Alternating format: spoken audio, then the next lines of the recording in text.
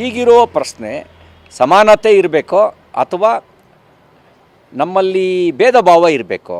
ನಾವು ಶಾಲೆಗಳಲ್ಲಿ ಶಿಕ್ಷಣ ಸಂಹಿತೆಯ ಪ್ರಕಾರವೇ ವಸ್ತ್ರ ಸಂಹಿತೆ ಇರಬೇಕು ಅಂತ ನಾವು ಬಯಸ್ತೇವೆ.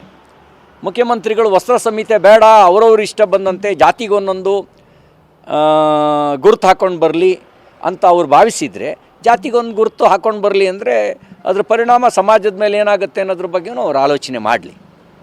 ಅಷ್ಟು ವಿವೇಚನಾ ಶಕ್ತಿ ಮಾನ್ಯ ಮುಖ್ಯಮಂತ್ರಿಗಳಿಗೆ ಭಗವಂತ ಕೊಟ್ಟಿದ್ದಾನೆ ಅಂತ ನಾನು ಭಾವಿಸ್ತೇನೆ.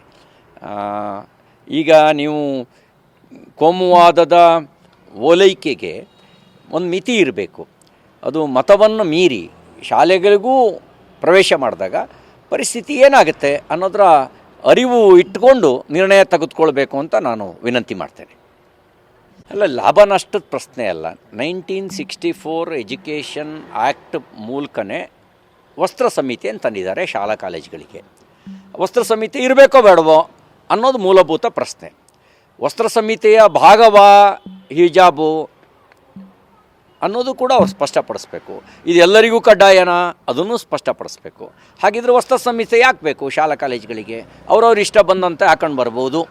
ನಾಳೆ ಒಬ್ಬರು ಪ್ಯಾಂಟ್ ಹಾಕ್ತೀನಿ ಅನ್ಬೋದು, ಇನ್ನೊಬ್ಬರು ಚಡ್ಡಿ ಹಾಕ್ತೀನಿ ಅನ್ಬೋದು, ಇನ್ನೊಬ್ಬರು ನನಗೆ ನಾನು ನಾಗಾಶಾದು ಪರಂಪರೆಗೆ ಸೇರಿದವನು ಅಂತೇಳಿ ಹಾಗೆ ಬಂದರೆ ಹಾಗೇನೂ ಬರ್ಬೋದು ಅಂತ ಅವ್ರು ಹೇಳಕ್ಕೆ ಹೊರಟಿದ್ದಾರೆ ಬಹುಶಃ.